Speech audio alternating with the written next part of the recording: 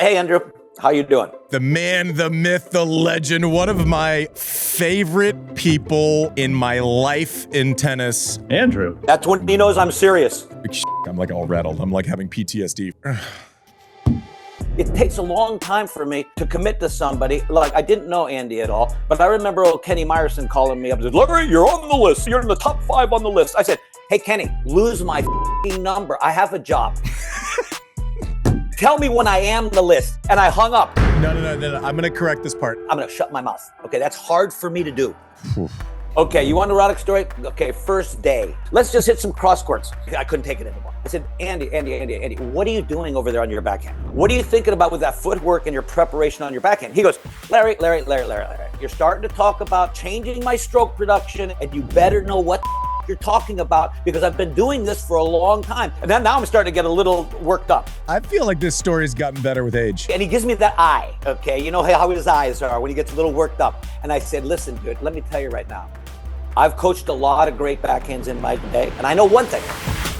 That ain't gonna work. AI is only as powerful as the platform it's built into. That's why it's no surprise that more than 85% of the Fortune 500 use the ServiceNow AI platform. While other platforms duct tape tools together, ServiceNow seamlessly unifies people, data, workflows, and AI, connecting every corner of your business. And with AI agents working together autonomously, anyone in any department can focus on the work that matters most. Learn how ServiceNow puts AI to work for people at servicenow.com.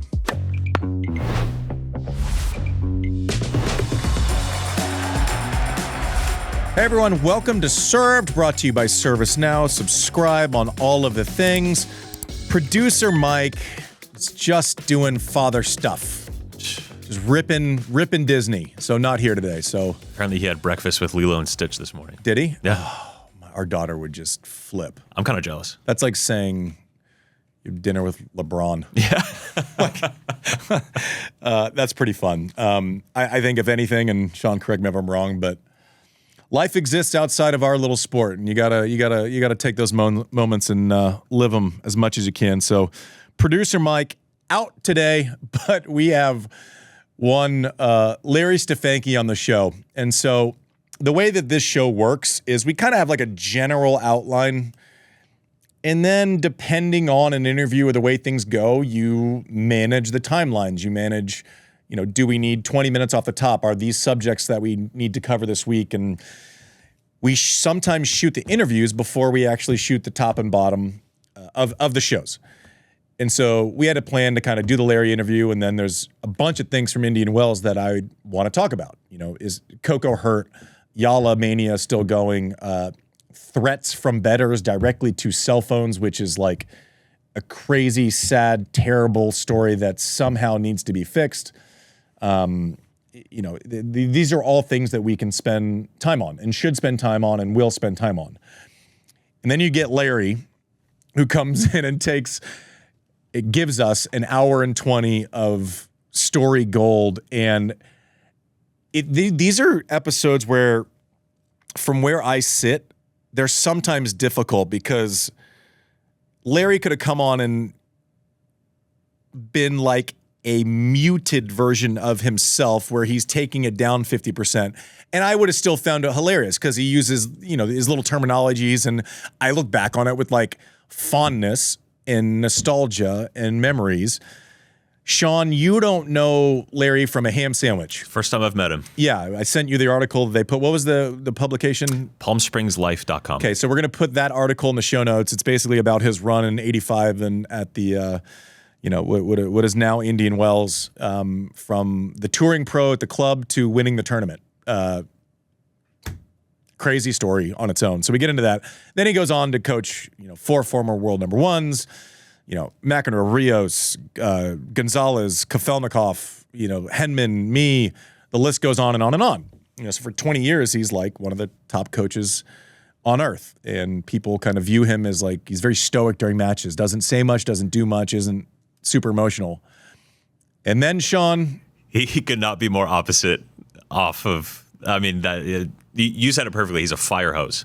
Yeah. Of information, of like gold. Stories. Like storytelling and details of certain stories. And, he tells me stories back. I'm like, that's definitely not the way it happened, but it was freaking hilarious. But like, is a straight shooter. Like, I've always gotten along with Larry, but I can imagine there was probably friction caused at some point with some players, which he addresses in the interviews. He did this thing in Palm Springs Live. I did, the interview for it, because I'll say yes to him for whatever he wants forever. But he's like, one of the quotes is like, Andy used to look at me and ask if am I one of the top 300 baseliners in the world? And he goes, dude, you're not one of the top 600 baseliners in the world. Like, and I always find that stuff funny, but I don't know. People say they want honesty all the time, and sometimes they don't. But like, for you hearing Larry for the first time, like, it's wild, it's sprawling, it's crazy, there's details, it's players from, however 50 years of tennis. Like, net, what was your reaction to hearing the interview that our audience is about to hear? We just stopped recording like 5 minutes ago, and I feel like, one, my face hurts from laughing so much, but it's going to be an interview I go back and listen to a ton because he talks so much about coaching and the sport. I mean, I think it transcends even tennis, just being an elite athlete. But God, he's so funny. He's such a good storyteller. Yeah. This is endlessly entertaining. Yeah, and none of it is, I'll put it this way, like, I'll say something funny, but most of the time I know it's funny. Mm-hmm. Like, if I get one right or if I give a smart ass answer, like, I know it. Yeah. This is just who Larry is. It's not a quip. It's not like a response that, someone's proud that they thought of. It's not as if he's doing, a funny monologue. This is just from the hip. We're gonna fire it and we're gonna see where it goes. Yeah, it's who he is. Oh, it's so good. So we are gonna get to all things Indian Wells in the recap show. Larry is from Indian Wells. He gives a lot of good context about the way that it plays, the heat, the wind, the way the ball travels. And this is from someone who called that area home and trained there for 2 decades. So there will be some Indian Wells-centric insight in this. But man, talk about like his view on the different personalities, his view on what people do well, his view on the current state of tennis and what frustrates him, which there's a lot, a decent amount of. But I'm telling you, if you could pay $100 and watch tennis for 6 hours with someone, I think he would be in your top 5 draft picks for sure. And because we do this little internet show, you don't have to pay the $100. You can just sit back and listen to one of my great friends, coach to the stars, former Indian Wells champion from 140 in the world. Like we all say, like, no one's ever done anything like Vachereau. No, Larry did. He didn't go through qualies because he got a wild card because he worked for the club where it was played. Absurd. Anyways, on the other side, interview, conversation, I don't know. I'm still confused. I never know what it is, but I know this. I love Larry Stefanki, and I think you'll love hearing from him too. We'll be right back with Served. All right, everyone. Welcome back to Served, and we are here with the man, the myth, the legend, one of my favorite people in my life in tennis, one of the true characters and savants in this game.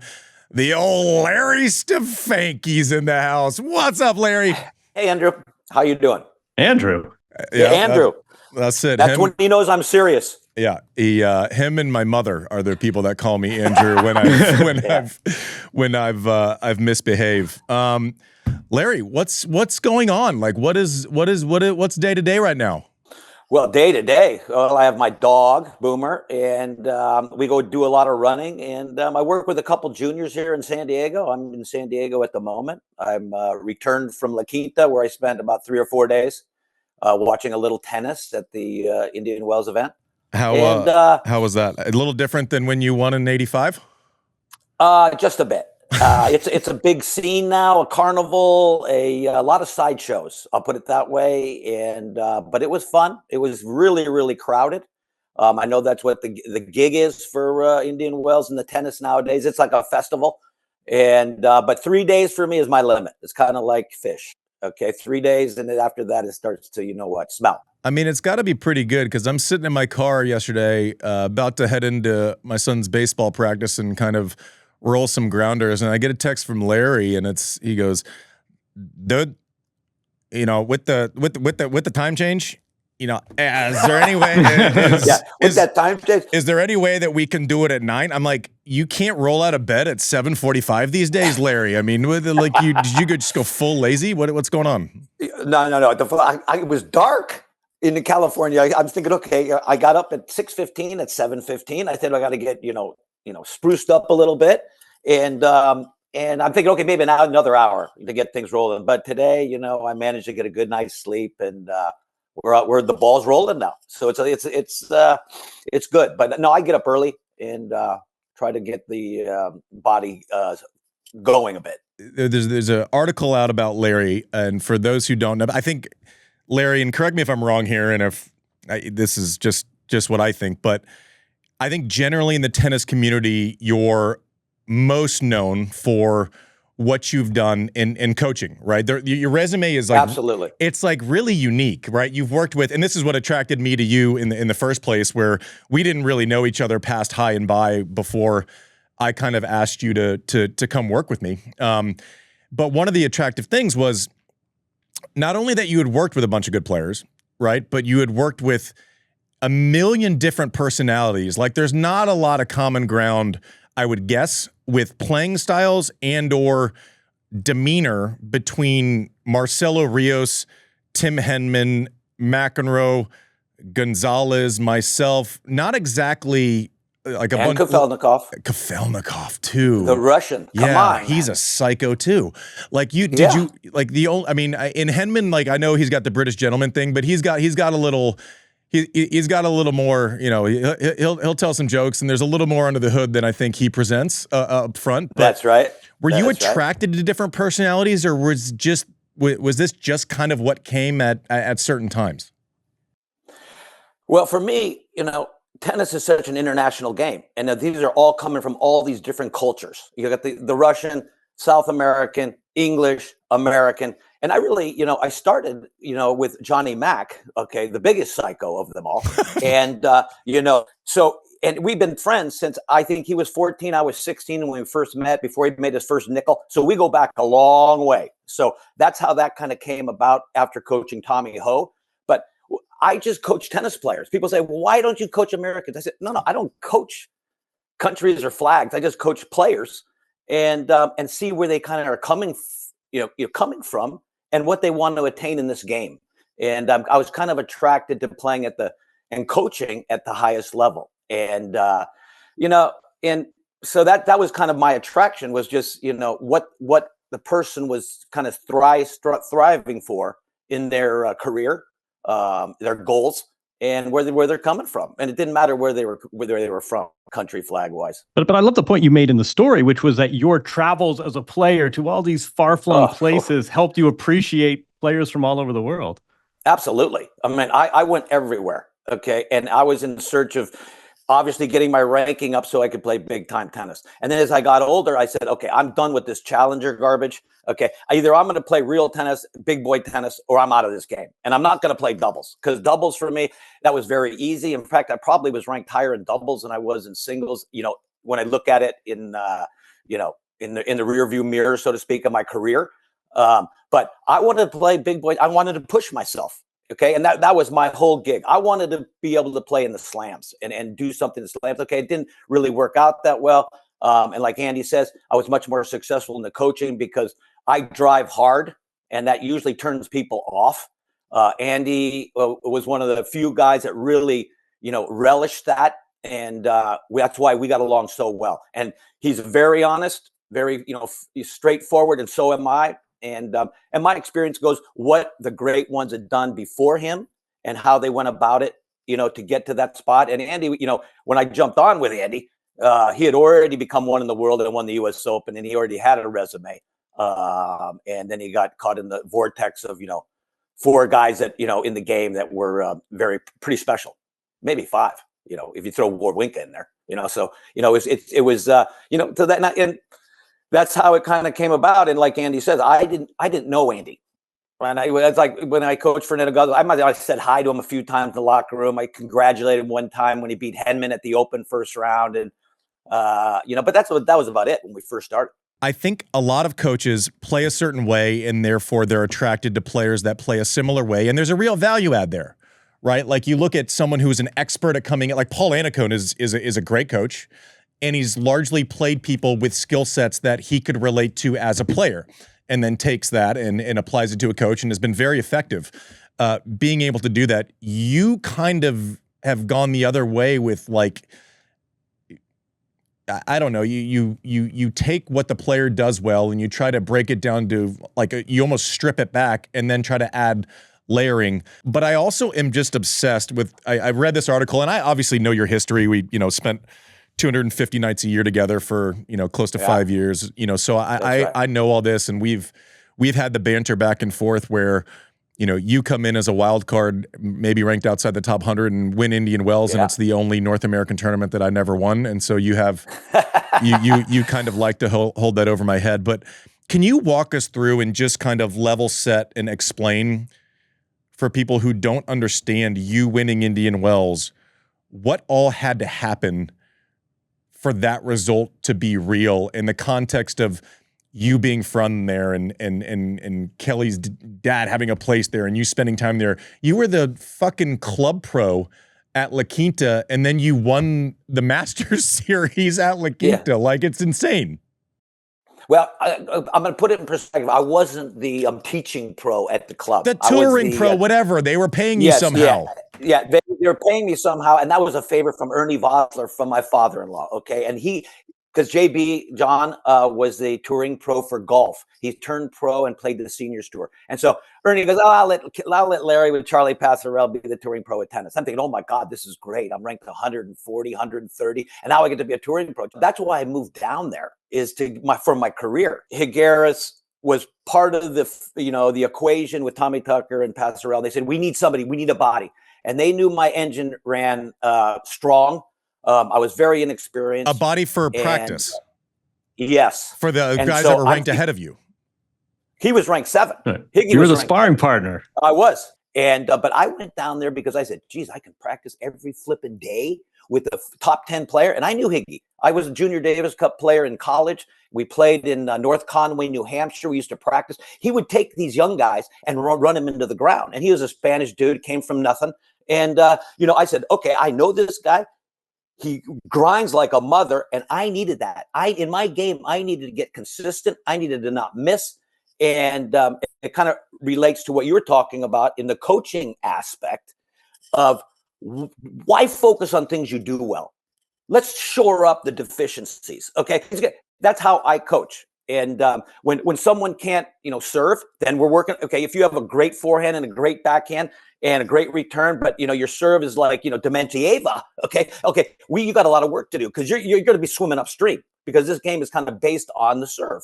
So all those what you're talking about, whether or not it be Fernando Gonzalez. I mean, he couldn't hit in a row. He get twisted like a pretzel. And I said, dude, how'd you get to 20 in the world? Because and Henman would chop him on clay. And because I was coaching Henman before Fernando. And, he says, Larry, I'm so tired. I'm 25 years old. I've been doing this for 8 years, running around hitting forehands, and I'm sick of it. I don't think my legs can take much more of it. I said, listen, dude, there's never been a one-sided player to reach the top, meaning running around, hitting balls every time. And he was the best I've ever seen. And in my opinion, top 5 all-time forehands, Fernando. And we'd go out to the practice court. And he said, oh, Larry, what are you going to do today? I said, what do you think, Fernando? What do you think? He goes, oh, not more backhands. Please. Can I hit some forehands? No. He couldn't hit a backhand crosscourt. How do you play men's tennis and you can't hit a backhand crosscourt, Fernando? If you can't put 2 balls in a row, I mean, you're one of those 50 error guys, okay?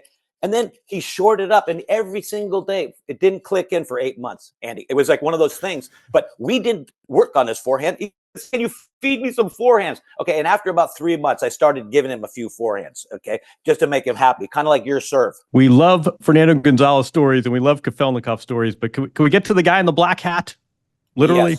Yes. Give us your Roddick stories. No. Okay, you want a Roddick story? Okay, first day. I go, Kelly's laughing in the background. Okay, first day I go, and I think it was the West Side Tennis Club? Westwood, yeah. Westwood. And so he got married, okay, and I didn't know them. He picked me up at the airport. Luckily, brought Brooklyn, okay, and I didn't even know the guy. We jump in his SUV, we go home. into his house, a beautiful home right on the water. And, he goes, we're going to get started tomorrow morning. So we go down tomorrow morning, and we're at the club, and we have Samdev Devarman, and we have some other a South African guy or something. And we're hitting, and he goes, hey, Andy, you ever do 2-on-1s? Because, we talked about it through the evening about what we're going to do and how I go about things. I'm pretty, blue collar. I have certain things that we do every single day, and you're going to work like 5 hours a day, 2.5. And the first day I tell myself, very first day, don't know the guy. Don't know at all. I said, I'm going to shut my mouth. Okay. That's hard for me to do. Okay. So he's sitting there, let's just hit some cross courts.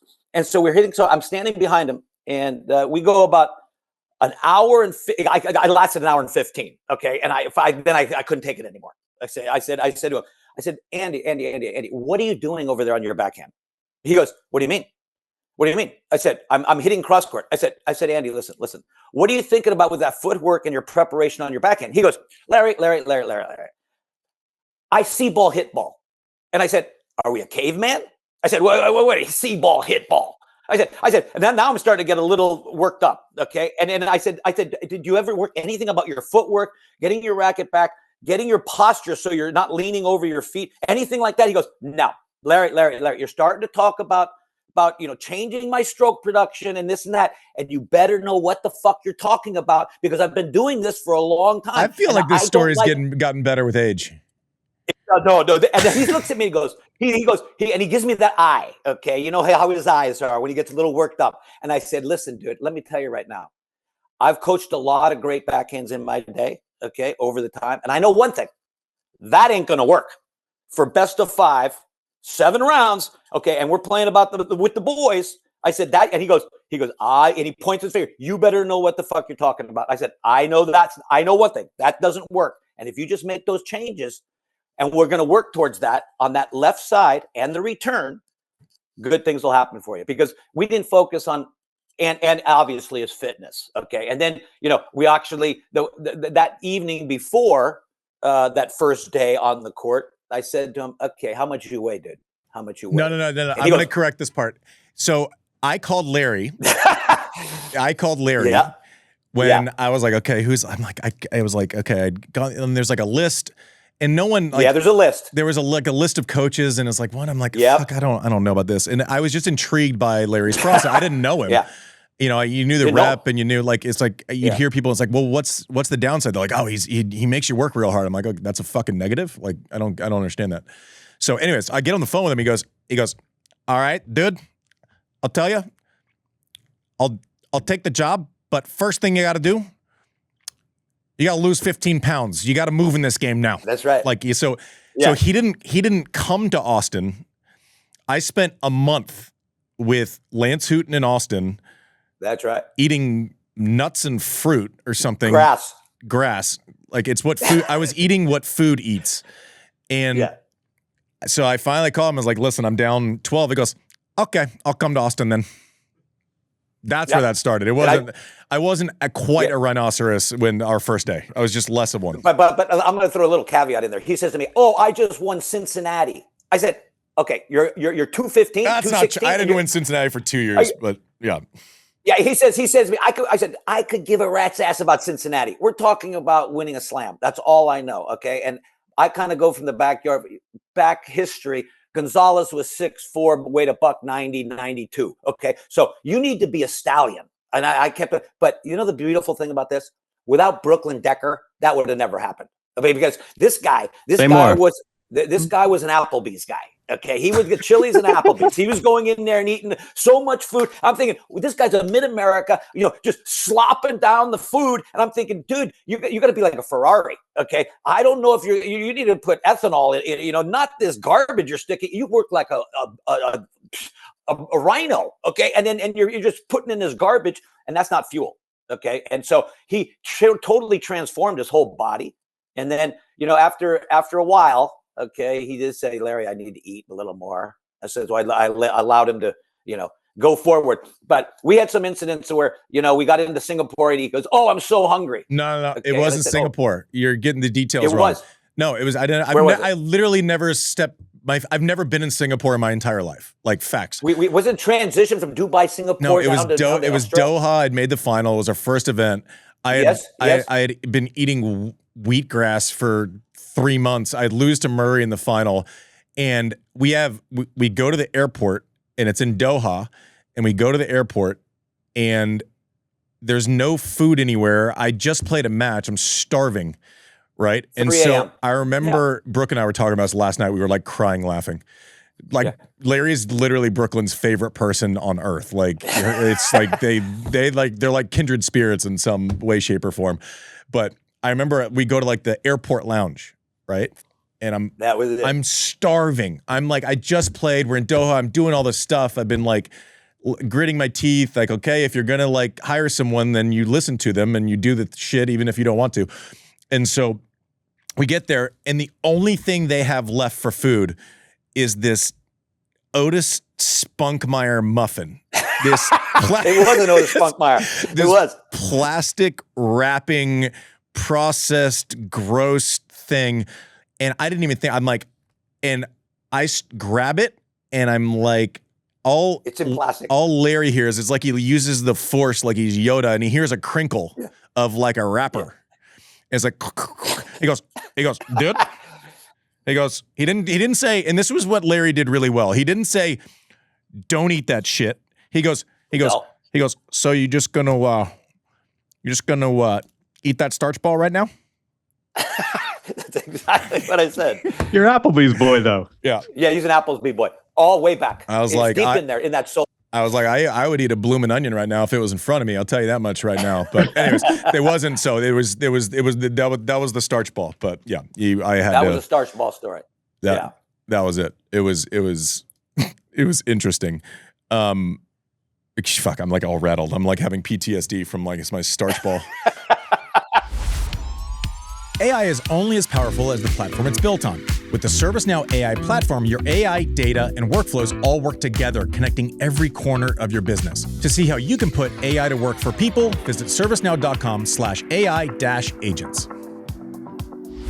How do you balance this relationship, which seems to be so weird in tennis, where you're the coach, you're the authority figure, you're calling him Applebee's boy, you're setting the standard, and you're also an employee? He hired you. It's a very strange dynamic. How did you handle that in general?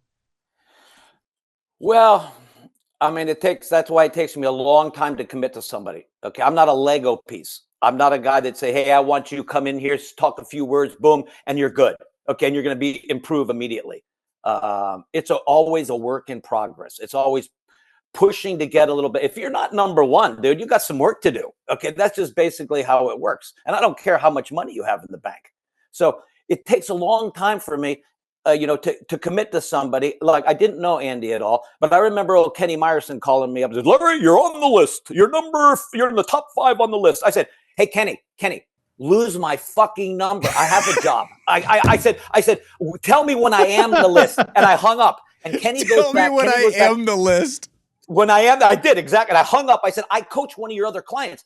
Stop calling me. I said, when I'm the list, give me a call because that would interest me. Okay. But Kenny started laughing and hung up. And Kenny goes, oh, Larry, I'm the elder statesman on the tour. Dude, I turned pro in 79. You came in 1980 with Donald Dell. Don't give me this. I'm the elder statesman. And then he started laughing. Oh, you know the dates. I said, yeah, I know the dates. So shut up. Okay. And call me when you're serious. Okay. And I don't want to know about the other guys. Okay. The other 4 that you have on that list. I don't care. So that kind of a thing. So when Andy kind of jumped on board, I was nervous. I mean, I didn't know really, but I knew, he was very, very competitive. He didn't like to lose. He was like Johnny Mac mentality of Larry. Okay. Early on, he says to me, you're going to probably have an ulcer because I'm going to be down a set and a break. And we're going to get into this war and I'm going to grease this guy out in the second set. And then he's going to get tired and I'm going to get him in the third. And John, it happened so many times. It was like I'd sit back there and I knew the guy, he would just fight, scrap, and there's something to that about tennis that is really appealing to me. And sometimes you got to win, during the dirty work. I think it happens. It all transpires in the practice sessions when you don't make mistakes. And so when you talk about I'm an employee, I am, but I'm a truth teller. Okay. And I have been relieved of duty, and I've walked away from duty. Like Gauff, I left on my own. Henman, it didn't work out too well near the end. And after 3 years, I never felt like I worried about being relieved of duty. If we're not heading in the right direction, Jon, I said, here, I'm done. I'm done with this, because I can work with a lot of different people, but it takes me a long time to commit to somebody. And like Andy says, sometimes the hard work scares people. But this game is such an individual game that you've got to put it in the hard mile. If you're not willing to put it in the hard mile, nothing's going to change. Because a few words from me, okay, it'll give you a little pump up. Yeah, you're great. Let's go. That's fine and dandy. Okay, everyone needs that. But, it's all transpires in the practice sessions. And it has to be, this game is a repetitive game. It's a continuous continuity game. It has to be the same. And people go, what are we going to do today? Can we change it up a little bit? No, there's no change ups. No, we keep doing the same thing over until you can hit 50 backhand cross courts or whatever it is and change directions. Controlling the ball flight is what I'm really into. And it has the difference of risk reward. Andy and I talk about it all the time. Larry, this is going to be a grind point. And he'd say that in the middle of a match. I said, you got that right. Okay, this guy's got to hit a winner on this point. Okay, if it's 4-3 in the third, 15-30. And I said, I don't care if he hits a winner. You make this guy hit a winner on this point, because you get sphincteritis. I mean, people get nervous. You're not playing a machine, okay? And you get errors, okay? So you do these things, and as a coach, that's what I'm looking for. I'm looking for guys that are not scared to really put it on the line and not say, oh, I'm going to go for the flashy winner up the line because I'm stretched out a little bit. I said, what kind of shot was that? You had no shot there, okay? And you pointed out Rios was a perfect example, okay? I mean, you coach certain individuals. Most talented guy besides Johnny Mack I ever coached in my life. He came out of the box with a gift, but his brain worked like Monfils. Okay, he's like creative arts. Okay, he's like a juggler. Okay, I'm going to throw a hit shot. I'm going to throw a drop shot off the top of the tape at 4-all deuce. You're kind of going, okay, dude. After 8 months of doing that shot, you have no shot. You got no shot. And his dad said, why is he stuck at 20? I said, for 8 months. I said, he's stuck at 20 because he's a circus act. Okay, he doesn't play the stock shot at the biggest moments, and he has every shot in the book. He's got to get rid of 18 of the 20 shots rolling around in his head. Do you think there's because I'm obsessed with the kind of premise, and that's why I think people like Roger and Alcaraz are so fascinating to me, because they have every shot, but yet they still know how to manage those options, right? It's not like I was limited with what I could do, especially when we got together. The part that we never talk about is I had half a forehand when Larry and I got together, because that's right. My shoulder, I couldn't hit a flat forehand anymore. Gone. Yeah, it was done. So so we were limited. He masqueraded like it was fine, but we all knew that it was gone. Yeah, I mean, it was gone. It was. I mean, I wasn't gonna start a marketing campaign around it, but it was. But so what we had to do was, the work was hard, because I had to learn the footwork and learn the pacing, and I had to learn all of these things. But it wasn't as if I went into a match and passed serve. It's like, oh, you know what? I have 17 options on how I'm going to do this. It's like, okay, let's make it as difficult as possible, and let's leverage your strong parts. But Rios is interesting because he probably had the options of an Alcaraz or a Federer, but he wasn't able to have the discipline to put them into play, not only for weeks upon end, but then, you look at the superheroes of our sport, they're able to do it for 15 or 20 years at a time. And so talk about the discipline with, you saw it with trying, and you got Rios to number one, and for that you got fired. Yeah. But yeah. But the other direction. Yeah. But talk about kind of trying to I want to try to use the right word, but manage talent and manage options, and kind of keep those talents in a certain lane, in Alcaraz and Fed make that look easy when it's really not. That interplay between talent, options, and what you should do. That's right. I mean, when you get someone as gifted as those three individuals, the Federer, Alcaraz, the Rioses, Max just had a gear. I mean, of competitiveness like Andy, but the gifts of an artist. Okay. And, he had one grip and he turned it down and he hit it this way. And then he had the same grip and shoveled it this way and never missed balls. Okay. And hit the ball in the middle every time. He said, Larry, I hit it in the middle every single time. I said, I don't know what you're talking about, these other quadrants. I don't hit it up there. I hit it in the middle. And I said, oh, geez. Okay. Now we're talking a whole that was a little bit like Roger. Alcaraz. I mean, the thing is about those three individuals that even like Roger, I feel like Roger, you have to let them have structure, but still be free to be able to play that free type of a game without restraining their creativeness. That sounds easy when you say it, but that's a brutal it's line. Very difficult. Yeah. It's very, very difficult. I remember when Roger, he didn't win a tournament for like a year. He was with Anacone. Okay. And that was when the big forehands, that was, okay, the Roddicks, the Gonzalez, Zabaleta, Kanyes, Sampras are still around. Everyone was going for big forehands. So Roger says, okay, I'm going to have the biggest forehand in the game. I'm thinking, what's he doing? This guy plays that defense better than any guy that maybe ever played the game. Correct. And he's trying to take every first or second ball and going for winners on the forehand because Gonzo's forehand was out forehand. Okay. And so it would piss him off. So it's a little bit of like, he got pissed off with his ego, I think, and said, okay, I'm going to have the biggest forehand and I'm going to show you guys. And he went, it didn't base for his talent because Roger was a phenomenal server. He's the most underrated server in the game of all time. I think. Well, People don't even realize how we talked about this we had like our best servers of all time list, and I think there's people that just serve really well, like Isner and Karlovic, and they're 7 feet tall.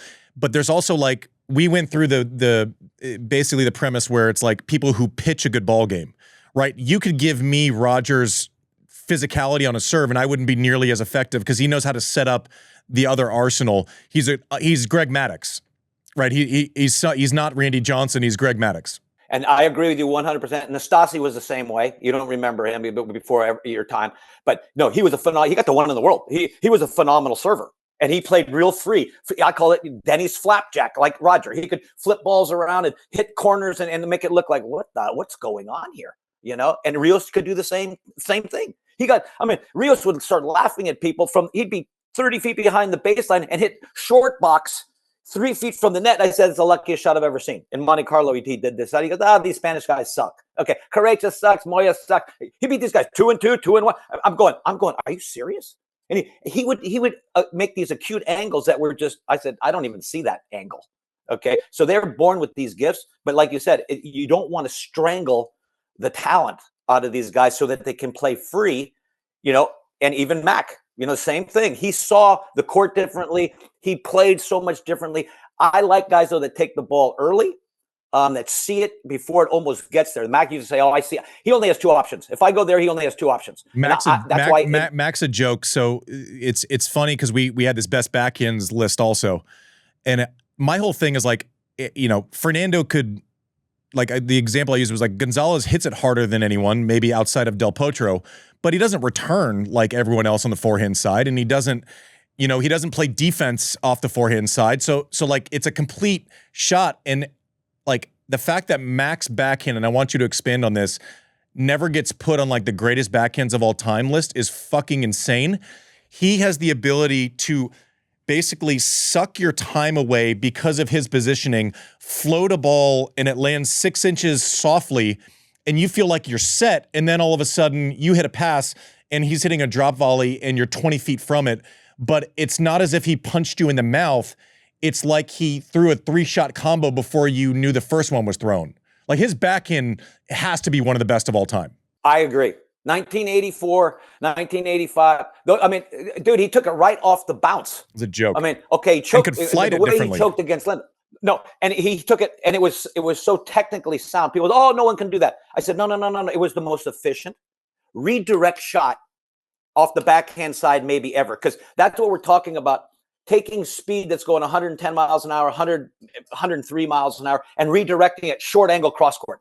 Rios could do that. He could take a hard ball and redirect with a soft ball, or take a slow ball and whack at 100 miles an hour. Mac didn't really have that ability. But when you talk about redirecting the backhand, especially off the return of serve and coming to net, and that's what he used to say, I knew what this guy had, what his options were. And so in his mind, he was always, like you said, a shot ahead. It was like a chess game. He knew two moves. If I make this move, I know that he has these other two options, and I'm covering him, and I'm going to give him. And that's why we talk about risk reward and where to go on the court. That takes a lot of years, but that was kind of innate for Mac, and he killed you not with speed, but with location. He was even his serve. His serve wasn't hard. He just would go this way, that way, and body. He didn't like the body as much. Like I mean, I only play Mac when I started playing in all these like has-been events, and even now you can't tell where he's going on a serve until the last second. Like he gets you into the same position, and he either goes this way or he's able to shove it off, but you can't see it. Still, no, you still can't see it. No, and he's so close to the target. Okay, he started doing that right before he got to the semis of Wimbledon, when he was still a junior. Okay, and that kind of, and so, what he could do with ball control, and I'm a big believer in ball control. Okay, it's just not slam, slam, slam, slam. As Emma would say, World War III every shot. Okay, and it's like we talk about this in these clinics that we do with Roy Emerson. He said, "I can't watch it, Larry. It's just unwatchable because no one feathers the ball anymore." Well, Alcaraz does. So I did a long form interview with Rafa last year, right? And we kind of went through the Fed of things and the Novak of things, and the thing he said, and it was great because he had retired, so this was kind of like his first interview where, like, I find when people retire, there's no fucks given anymore, and so they're not giving away their secrets, and it's way better. And he did, so the one thing he said, he goes, Novak, he goes, ball control. He goes, so you say nobody can do that anymore. I think Novak might be the best of all time at taking pace, redirecting, injecting pace into the backhand, taking pace off of it, but still having that kind of floaty backhand that lands through the middle that you can't really do much with. Novak, I think he took a lot of 6 what inches on the baseline. Totally. I think he took a lot of that old school thing that you're talking about with Mac's ability to float it and put you in positions, and kind of has that new school twist where I'm also 6'3", can inject power and can get in and out of the corners and move like a modern day tennis player. I actually think Novak, his biggest differentiator is switching directions and ball control. I agree. And it with not much spin. Yeah, it comes in kind of sideways. It's 8 inches from the baseline. And like you try to help like young players, juniors, you're saying depth is the key to everything. Okay. And do you know that if you feather a ball deep, it gives you a chance to recover into the center of the court. It gives you time to work back into the point because no one comes to net. Why do you? Because they hit it hard, you hit it harder. You hit it hard, you hit it harder. Okay, what's that all about? No, to redirect and take speed off. That's why Mac was so gifted. That's why, I just like that, and Roger was a king of that. And like Novak, same thing. I mean, and he didn't wound you with winners. I think as the game has progressed, though, you now need the ability, and we're seeing this with Alcaraz. I think he's taken this thing where it's like, I have this ability to float the ball when I need to. I can deflate pressure to buy myself time. But then I think now in tennis in 2026, you also have to have the ability to rip someone's face off. Right? Like, so now you kind of have you have to have the best of both worlds where, you need that ball control with Mac, but then you also need the ability to inject pace like Andre. And I think the guys who have combined those two things, because people talk about Alcaraz and it's like, oh, well, he just flashy and he rips the ball. I'm like, no. I go, no. Like the threat of him being able to do that is what makes the other stuff so good, and vice versa, right? His drop shot is the thing that sets up the knockout punch, right? Those things working in tandem, I think, is kind of the new age of tennis. The guys that can take the stuff that worked for McEnroe and then also add in, the best practices of an Andre type player. No, keep going, because I hear redirect and I hear feathering and I hear and I'm thinking there's a kid from Southern California who's pretty good at that. I'm curious what else you saw modern day tennis 2020. When you spend 3 days in Indian Wells, what else are you seeing about tennis today that we're not?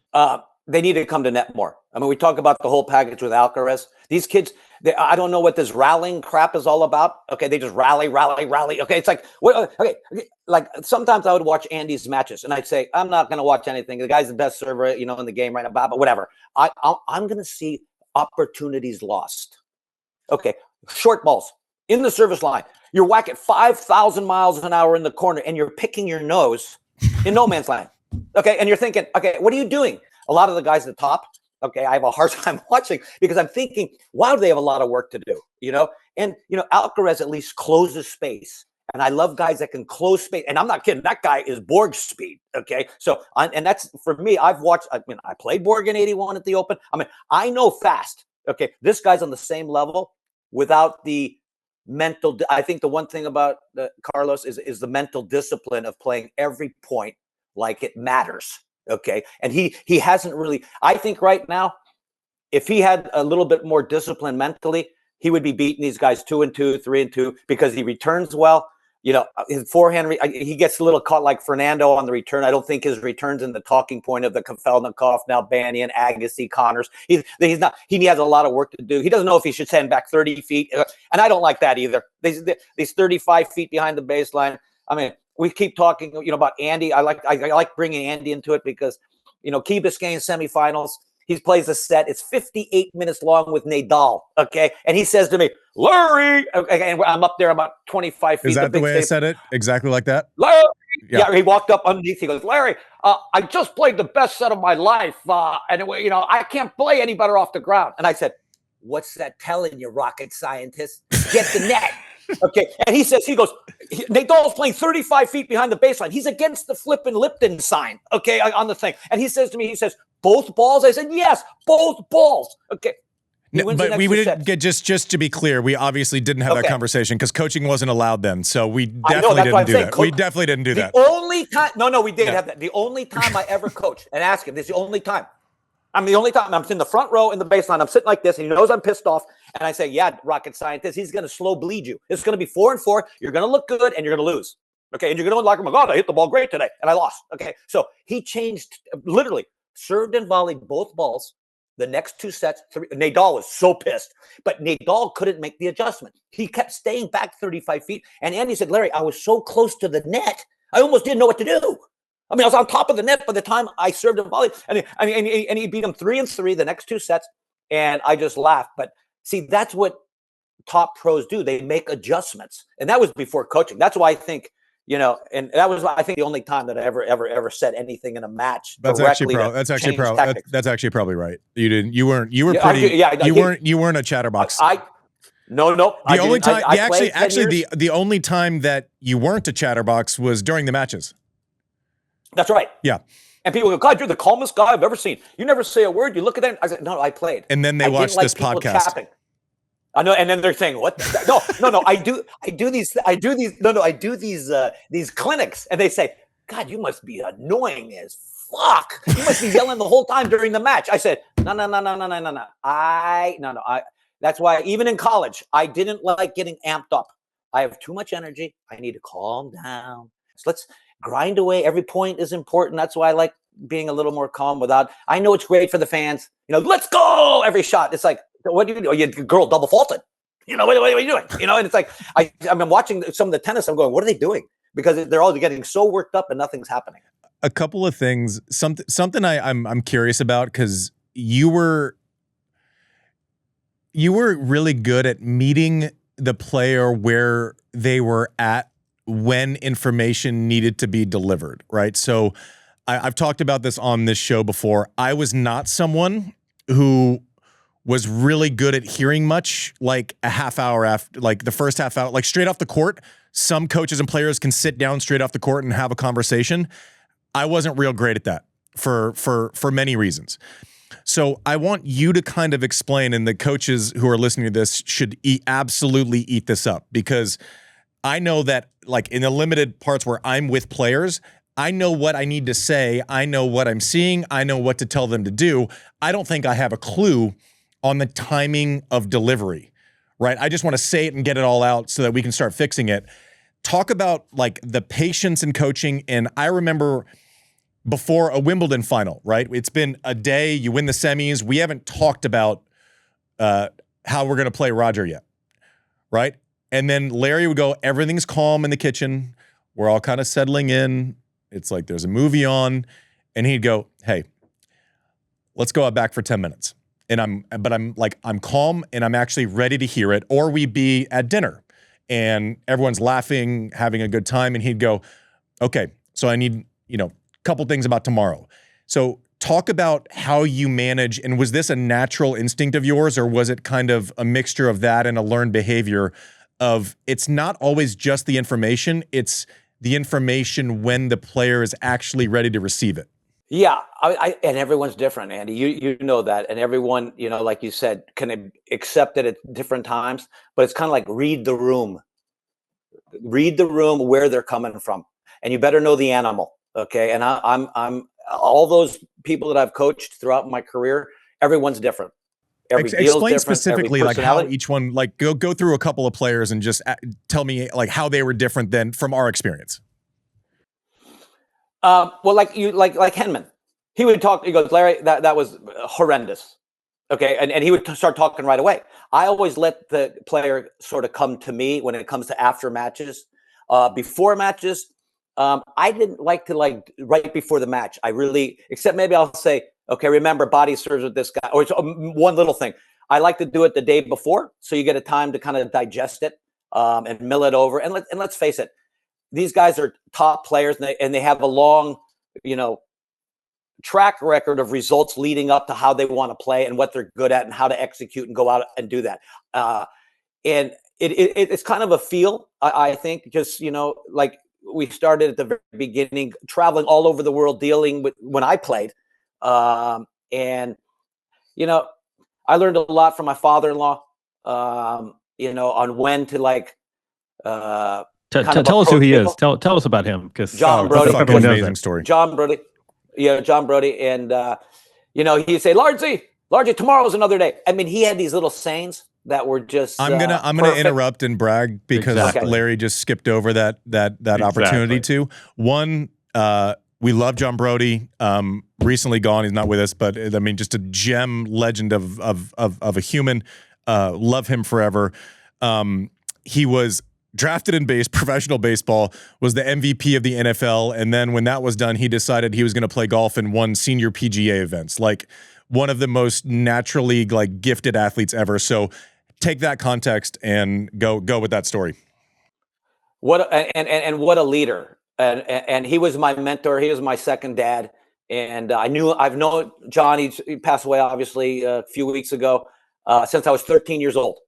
And I took Kelly out at 17, married her at 24. We've been together about 44 years now, and we're in May. And so I don't know how she even put up with me this long. Same. But he was an amazing individual, most positive individual, giving. And when I left Berkeley, he said, Larty, you can play this game. We're going to make this happen. You're going to play this game, and I know you can play. And he had such a high belief in me. Okay. And he gave so many people opportunities to believe in themselves, to go out and thrive for your dreams. Okay. And so he was one of those individuals. We played a lot of gambling games in golf. Okay. And I would be in town and, Largy is a 7. I say, oh, geez. Okay. Let's go, and so he goes, how much you want to lose today? I say 300 is my max. 300 is my max. He goes, oh, that's it. And he's playing for a lot. Okay. And I said, no, if I lose 500, okay, I'm going to be pissed. Okay. And so we'd get down halfway through the thing, and these guys would, be doing whatever it is. And he goes, Largy, don't worry about it. These guys are going to go away. The whole match is 15, 16, 17, 18. That's the only thing in golf. You got to realize that. And he would chip in twice on those last 4 holes. And every time he was such a gifted, and he would look like because he was a smoker, and he'd, throw the thing away. Largy, this is going in. And he'd make it. And you go, what? How is that possible? But JB was one of these individuals that was a gamer. He was a leader. Okay. And he liked to be in control of what's going on. And he would give you the shirt off his back. He would say, Larry, that driver sucks. He goes, go in the garage. I got 35 of them in there. Take whatever you need. Jeez, okay. It just reminded me of the putters that Larry Stefanki has 147 putters in the garage right 500. now. I got 500. Yeah. 500 in the garage. We can go down there and take what you want. God. Okay. So, he was that kind of an individual, and he was so special to me because sometimes I'd come home from a trip and I sucked. Okay. And he'd see me moping around. He go, what are you moping around? He goes, He goes, you think you're the first guy that got their ass handed to him? I said, okay, you got your ass kicked this trip. Okay, do something about it. Get better. Stop sitting around, moping around. Strap it on and get better. Put it in the hard mile. Get out there and start going. Okay, that was just a bad couple weeks for you. So JB was so positive, and he was so special in that regard, and he so inclusive. He would get someone sitting there, hey, you want to play with us today? And he would bring guys in. He was one of those kind of individuals. He brought him in so that he could take 300 off of them. That's at least. Then no, you would. You want to play? So yeah, but JB was just it's one of the last of the. He loved using these analogies. That's probably why I do, because he says the engine is the important part. What you do. Okay. And that's what I kind of always thrive for. Like people go, oh, I make 30 million. I said, I don't give a shit how much money you have. You got a lot of holes in your game. Okay. And so whatever it might be, and that's how JB was. He goes, you want to get better? He goes, go to the engine. See, okay, don't look in the back of the caboose. That's he goes, you deserve that. You earn that. Okay. And because you're a great player and you've done that. But like when Johnny kind of approached me and dropped to 28 in the world, he goes, oh, Larry, I was the greatest player in 84. I said, dude, it's 1991. Okay. They've lapped you. Okay. And so you need to get to start into the hard mile. And Johnny did not like training. Okay. So, all of these kind of things, if you really want to do something about it, stop crying about it, get out there and start working harder at your field. And then the caboose will be filled up if you have the talent. That's how he kind of put it. There's two things. I'm glad you mentioned JB, because I remember that thing where, especially, I remember this specifically, and after we lost the 2009 Wimbledon final, I remember talking to you, and you mentioned the JB story, and it's like, all right, you got to get back to work. Like, you take your time, be emotional, get over it, but like, you can be sad and get a track workout in. It's like you could do both of those things, and it seems simple enough, but I think I repeat that all the time. And one other JB story, I remember we started working together, and it's like 2009, we do fine. We, make the semis in Australia, and we're in Palm Springs, and I'm kind of getting to know JB. And at that point, he had a stroke, so his right arm was kind of in a fist, so he didn't really use it. And Larry and I didn't really play golf. Larry played golf, so I'm like, all right, I go out and try to hit the ball a little bit, and JB would, he'd speak in like 3 words at a time. At that point, he's like, golf, you, me, and I said, all right, let's fucking do this. You have one arm and it's your left hand. Like, I'm pretty sure that, and I'm sure he was thinking, how much money are you willing to lose today? But I remember he goes, where I'm going with the story. So I'm number one across the street looking into. So I'm not good at golf at that point, but I make a double bogey. Right, I don't play well at that point. This guy. The only thing was he needs a tee for each shot at that point because he can't go down and like dig it, right? And so like those were the caveats. Larry sets up the bet for the hole, right? So he tees off left-handed, one hand, boom, I don't know, hits it 80 yards, does it again, dribbles one up. So anyways, I'm in for 6. He has like a 45-footer uphill bender to the right. And I remember Larry comes over, he goes, watch this. And I'm like, okay, I understand the legend. I understand the myth. I understand the thing. I also have eyeballs, and I can see that he's not like physically what he was, right? At one point where all these mythical stories come from. And so sure as shit, one hand on the putter, hits it, rolls up. I'm like as fit as I've ever been. I have like 3%. I look great at that point. He's got one arm, and he collects it, makes it to beat me by 1, starts laughing his ass off and goes, ha ha ha, and he goes, you suck. That's JB. Yeah, that's what he would say. It was fantastic. One thing I need you to walk me through, because I started you down the path, and then you went to talking about others and players and the whole thing. Set the scene. 1985. You're a wild card. You're the touring pro hired by the club. You're basically there because you're brought in as a practice partner for people that they thought might actually win that tournament. Talk about the local build. You win if you win 2 matches there, it's like a good result at that point, in your career. The build. semis, you might not have even played on stadium until the semis or something like that. Semis was they transferred me. After I beat Scott Davis the round before, they put me into the center. So tennis players might relate to Vachereau winning Shanghai last year. Now take that story and pretend like Vachereau did it in Monte-Carlo while being the touring pro and the practice partner for the players that actually train at Monte-Carlo Country Club.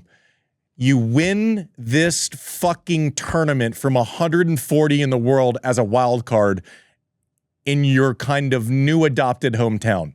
Like, I think this is one of the most forgotten, like, I don't want to be disrespectful, but like Cinderella stories of an event and someone winning in tennis history, Larry. Yeah, well, you said it earlier, you get into this thing where you're the fittest you've ever been. Okay, you said, you're down to 100, you're 200 pounds or 198 pounds and 96, whatever it might be. I'm 27 years old. I'm feeling it, even though the week before in Delray Beach, all the umpires walked off. You got I played drilled Lendl by Lendl, like you won like 2 games. Okay, yeah, it drills me. Okay, and the whole stadium's every point, people are yelling and going crazy. It's at night. I go home. I'm playing some of the best tennis I've ever played. Connors comes to the site almost a week early. Okay, because La Quinta, it's altitude, and so I practiced with him 3 times before the tournament. He always wanted to practice with me Connors. Because I didn't miss with Connors, and Jimmy was the number 1 seed, and he loved to practice me, and he used to come to La Quinta and call me, and because the good thing about La Quinta was Connors played the year before. This is a true story, and they used extra duty pens. Okay. And Connor says, I'm never coming back to this stinking tournament. The balls are big as grapefruits. I'm blah, blah. So they play with the red dot things at Memphis that Andy loved playing. Love those red dot little BBs. He loved those BBs. Okay. And so we're playing in La Quinta with this single felt. Okay, I hate to say ladies' ball, but it was. Okay. And Connor's going, oh, this is great. Now I can hit through the court. I can hit it by the baseline. And he's going like this. And I'm hitting these bunny kick serves over people's head. The thing was like almost like a super ball. Okay. And I'm hitting it a whole, 75, 80 miles an hour. So, but you also understand the homegrown air, like the ball travels further, like people are having to adjust. That's just your life.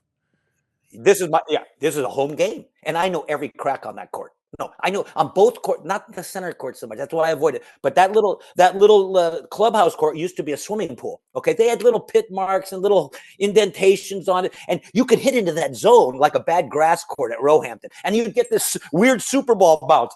Okay, so I played my first round, and I get through it, and the guy was ranked. I think he might have been in qualifier. Okay, and I can't even remember his name. But the second round, I play. Aguilera. Okay, Juan Aguilera from Spain. He's ranked 7 in the world. He won Hamburg. Okay, I'm looking at this guy go, if I lose to this guy on a hard court, okay, this is how my brain thought. I suck. This guy can't play on a hard court. Wait, so wait. I just need to put a pin in this because like the psychosis of an athlete brain, you're 130 or 140 in the world. Yeah, this is a top 10 guy. This guy's ranked 7 in the world. And you have an honest your honest recollection of yourself at that moment is if I lose to this guy, I suck. And you're 140 and he's 7. Okay, continue. Okay, and he's serving. I can't even tell you. He can serve. He's a great groundist. He played really free in the back. But his serve, I'm taking his serve and I'm just whacking and running the net. Okay, and we go into the first set. And I think I won it like 6-2 or 3. Okay, Juan, you stink. Okay, you might be a good clay court player, but here on this court, so I start getting this really distorted view I'm going to beat this guy like Hamburg. I'm going to sit back and I'm going to grind this fucker into the ground like an eraser on the second set. So we get into this war, okay, and it gets in the tiebreaker, and I'm thinking, what am I doing? Okay, and it's like 4-all in the tiebreaker, and I'm staying back every ball, and I end up losing at 7-6. And I have Tommy Tucker in the sidelines. He goes, "Get to net, idiot!" Okay, he said yells it's not rocket science. Go to net. Yeah, get to net. Okay, and I end up like, I got shook up in the head. Okay, and I started chipping and charging on every second serve, coming the ball on every net, and the points were going like this. And I tell people now, no one ever takes a return and whacks it and comes to net anymore. No one. There's not one person on the. I watch a lot. He does. Yeah. Okay, he's about the only guy that can actually talent enough to control the racket face because the ball's spitting around. Okay, and get to where he can, and he has the foot speed. And so I think that's an underrated shot. And so I end up beating him in 3 sets, luckily, because my ego said, "Oh God, I've improved so much working with Higueras. Now I got great ground strokes." I said, "Yeah, they're adequate, but they're no good. I'm not winning any points in the backcourt." My game was coming forward and ending the point with opportunity. And the shortest ball in a rally is a second serve. It's been from the history of time. Okay, that's kind of like, you watch these guys like Fonseca. They got a lot of work to do on their second serves, and because it goes so short. I mean, if they played some good returners like Kafelnikov or Agassi or Con, they'd be in a world of hurt with that thing. That thing's not doing anything. Okay, and so because it never come forward, you're on the run. You're running like a rat in the backcourt. You beat Aguilar, but I got it. Who am I playing next? I got to play Scott Davis. Scott Davis. Yeah, Scott Davis. And the guy has a heart attack.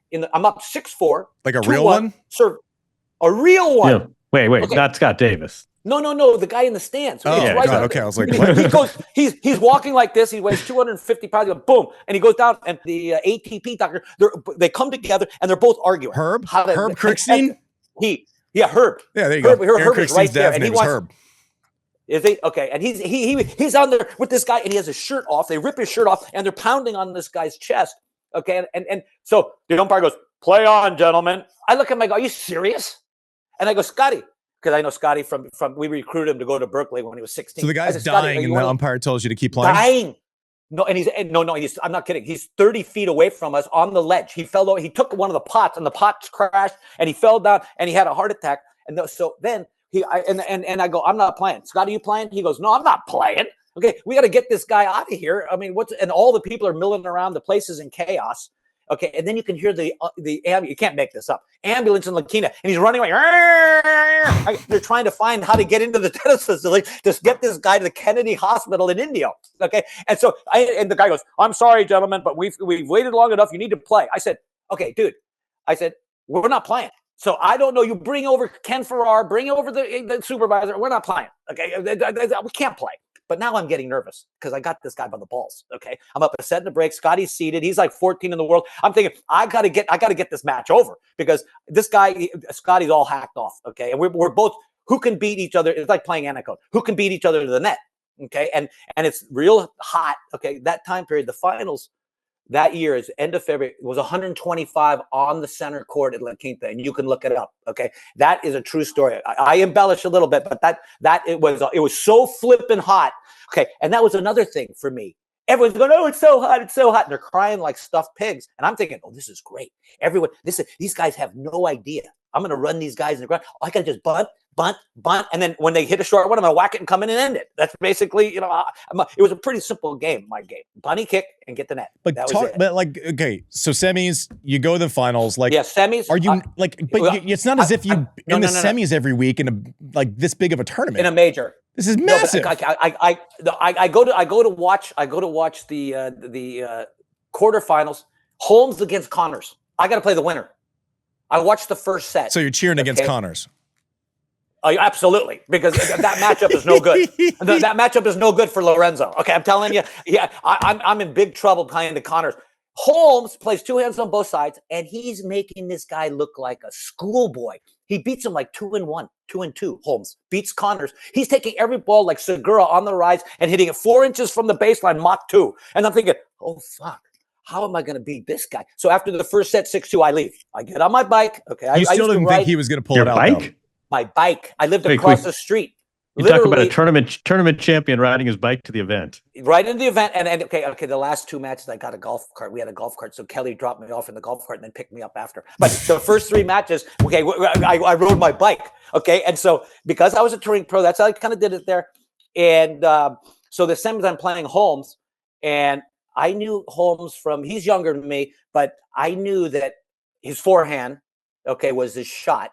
The backhand was his shot, and the forehand was a little weak because he had to switch like this. He had to switch his hands. He didn't hold one and then play that like Jeannie Mayer played on the same thing. Both sides were like a backhand grip. That's right, and he had to flip them. Yeah, so he kind of started returning with his hand, so where it was below, so he could hit a backhand. So what I was doing, and he would choke up halfway. So I kind of figured out, okay, listen, I'm going to serve every ball to this guy's forehand, because his backhand is like Agassi's and his forehand looks like mine. Okay. Which is not good. Okay. So I serve every ball to this guy's forehand, and I beat this guy. Okay. It was pretty close, but and I beat your buddy, Tariq Benabides in the quarters, who beat Creek. I mean, all these guys were like, and there was like so many upsets. Okay, and Benabides beats Creek. I go, God, I beat Benabides in Kaduna, Africa. Okay, in a challenger. He can't play tennis. Okay, there's no any. He French. could play tennis. That guy was he was good. 5'6", Great but he ball had striker. fucking racket skills. Oh. No. He played like Hikamarazzi. Okay, this guy, he could flip balls like flapjack at the Denny's store. If he was 6'4", no one would have ever beaten that guy. For sure. Yeah. If you play bulldog tennis with the guy, Levy, that's not tennis. What is this? He was one of those guys. So, you kind of always tried to get under his skin by bulldogging him. And so I played Tariq to play Holmes to play David Pate in the finals. Okay. And Pate was from Vegas. And I was so he knew the air a little bit. Yeah. Vegas is the same. And Pancho Gonzalez was coaching him at the time, helping him. And Pancho was a good friend of mine. And he came up. He goes, "You got no chance today." I went, "Okay, Ponch, listen, get out of my face and go away." Okay, and Ponch had a look like Andy when he got pissed. Okay, every time he looked at you. Okay, and because he was from Vegas, Caesars, the touring and the pro from Caesars, and Ponch was the greatest guy ever. And so before the match, he gives me this, "You got no chance," blah blah blah. And in the runway, we're ready to go out on the court, and we both used Adidas. And the head of Adidas comes up, puts his arm around both of us. "Good luck, gentlemen. I hope the best guy wins." I'm thinking to myself, okay, I've beaten this guy like 6 times before. Pate. There's no way I'm losing to this guy. Okay, but then I started to think, finals are pretty good. I'm thinking to myself, right with this guy in my hand. And I said, "Snap out of it." I kind of slapped myself on the side of the head. "Snap out of it. This is your one opportunity. Okay, this is a 1,000. If you limp out, okay." Cue the Eminem soundtrack, Sean. Yeah, limp out on this thing. Okay, it's gonna be totally unacceptable. So the first game, okay, and then they say best of 5. See, in the old days, the 1,000s were all best of 5. In the final. Okay, and people don't realize it. Okay, so it's 125. My legs are not feeling too good, and they're a little wobbly. Okay, so we get out in the first. We do the coin flip, and I go, "I'll serve." I start the match double. Miss ball in the bottom of the net and a double. So I'm down love 40 in the first 3 points. And I'm thinking to myself,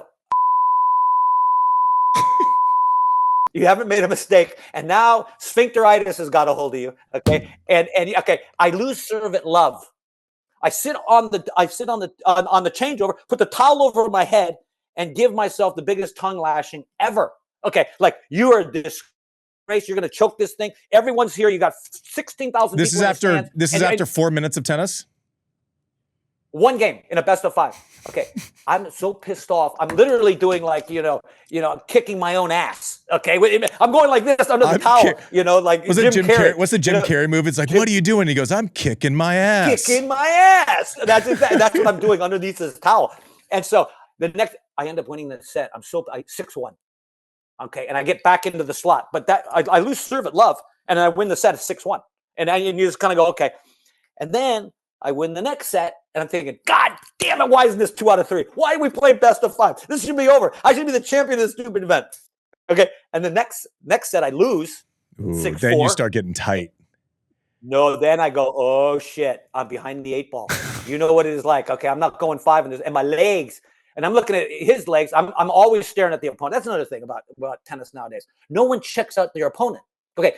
When the guy's struggling, Andy used to. He goes, I just grind this guy longer points. Because if you have wheels, you can in these conditions, you can get these guys like an eraser until they can't go anymore. Djokovic used to do that. Yeah, I was gonna say watch Novak on a changeover, and he's staring at the other guy. Yeah. Andy got him 2 or 3 times on the physical fitness. Australia, Cincinnati. I mean, he pulls the ripcord. He looks for the exit side. And it's in there somewhere. Okay. And you just got to find it. You got to get them to, figure out how to get to the exit side. So we get to the 4th set. It's 4-3. I cross the net, and Tom Gorman's there. Right. And he kind of walks over. He goes, "Larry, hang in there." I said, "Dude, my legs are fucked. If I don't win this set, I'm in big trouble. And I'm looking at Pate, and Pate's not looking good either. Okay. And it was really, really hot. But I'm thinking, okay, Larry, you got to get this thing done. You got to somehow get this thing done. So it gets to 4-3, 4-3. It gets to 4-all. I end up greasing him or breaking him. Somehow I break him. 4-3 or 4-all, I break him. And then I end up serving for the match. That was kind of like a blur. But I just got it done. Ended up, I got it done. And, even a blind squirrel finds, an acorn every now and then. And the ironic thing is, the next year, I played John Lloyd first round to defending champion on the same court. I beat John Lloyd, and then David Pate gets me. Oh, that's a fine trade-off for you, though. That's what I said. Yeah. And when I shook hands, I said, Jesus Christ. Now you beat me 1 time out of 7 or 1 time out of 8. Okay. I'm just so happy that didn't happen last year. Yeah. I'll give you the second round for the final. You. Yeah. Pate was a funny guy. We were good friends. So he just kind of said, We have JW. Yeah. Think about if you have anything else for Larry. We're going to wrap this pod at some point, but we do have Larry for Q and Andy on Thursday. So we have some listener submitted questions. So we're going to plug that. So listen to this one, and then we're going to shoot Q and Andy right now. So definitely listen in on Thursday for these stories. I don't know that there's a better storyteller in tennis. JW, what else you got? All right, here's one last sweeping question. You have great stories, great accumulated wisdom. You have this perspective. I'm going to keep going here. You have this, you're out of fucks to give. You're not going to do this for Instagram followers. I can think of so many players who would benefit from having you as a coach.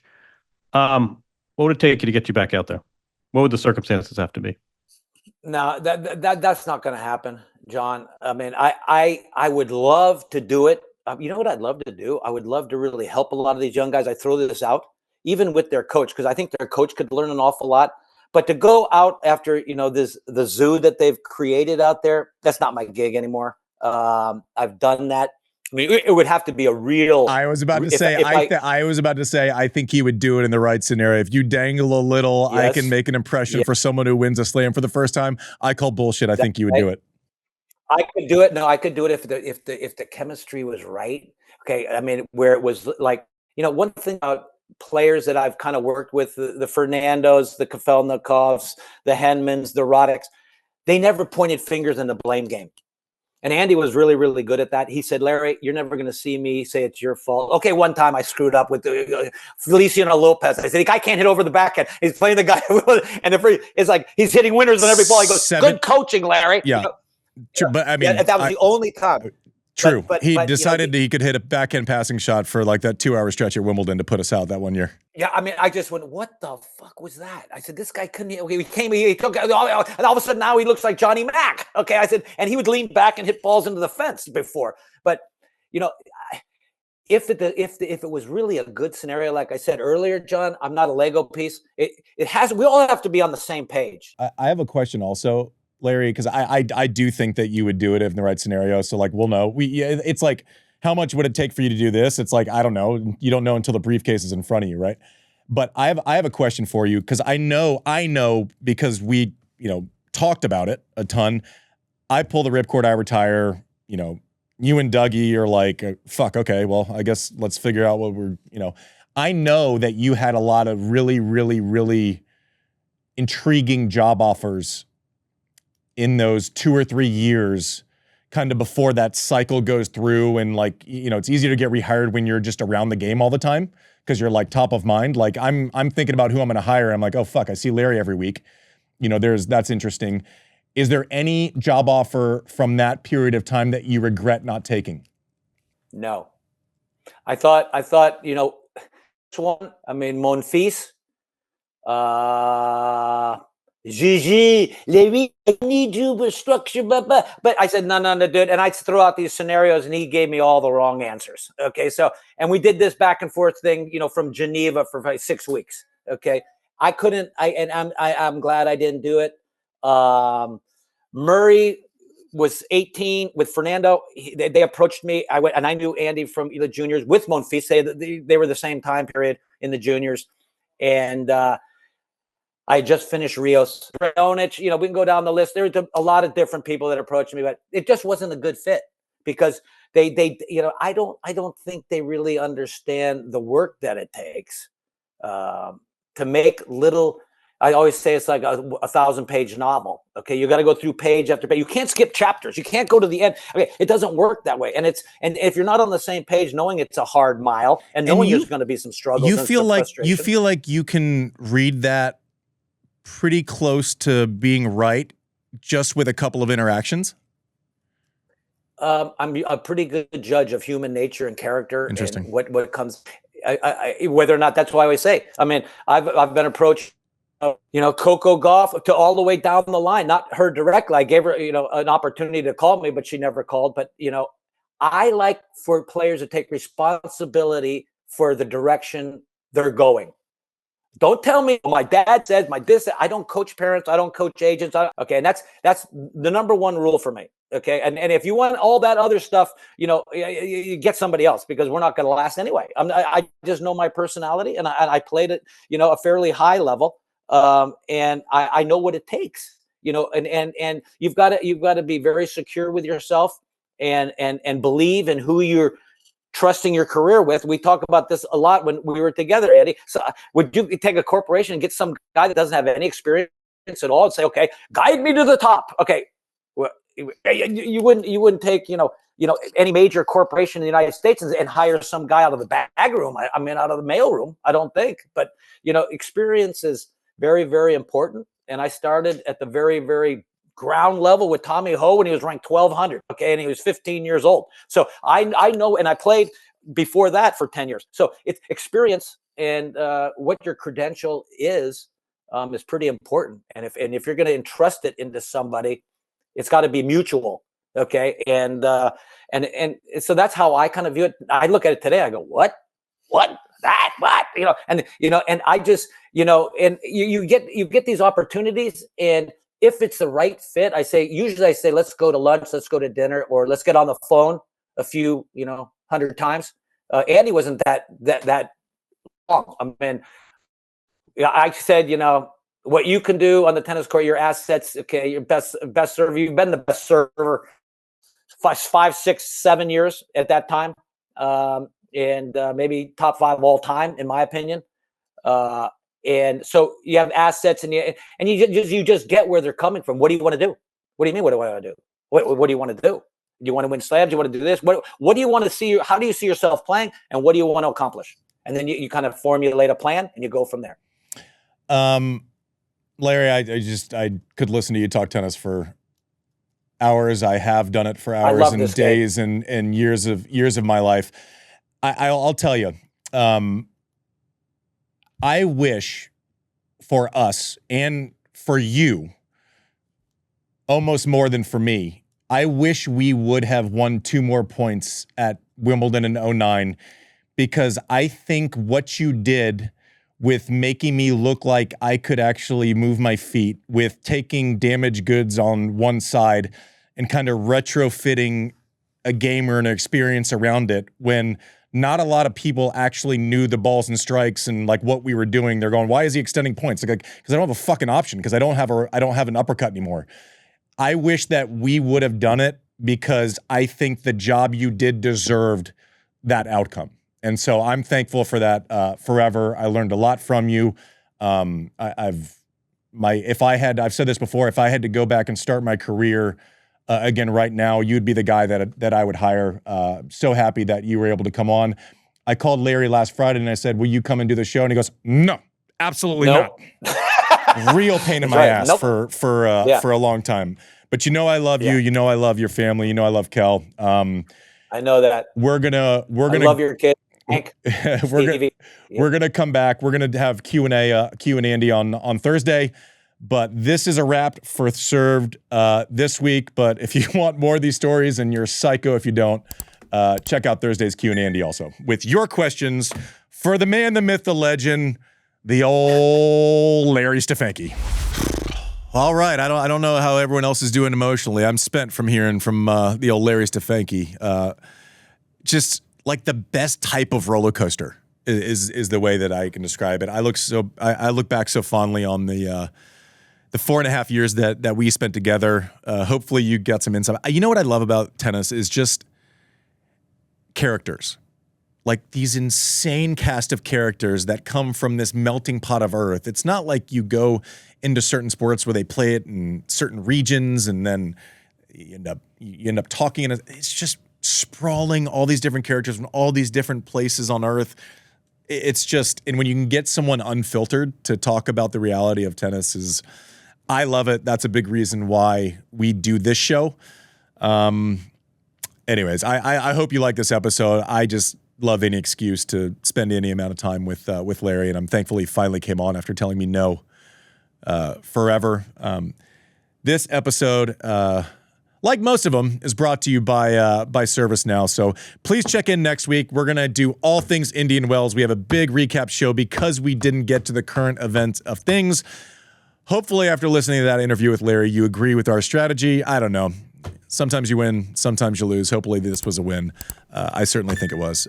Thanks for watching, sir. We'll see you next week. AI is only as powerful as the platform it's built on. With the ServiceNow AI platform, your AI, data, and workflows all work together, connecting every corner of your business. To see how you can put AI to work for people, visit servicenow.com/AI-agents.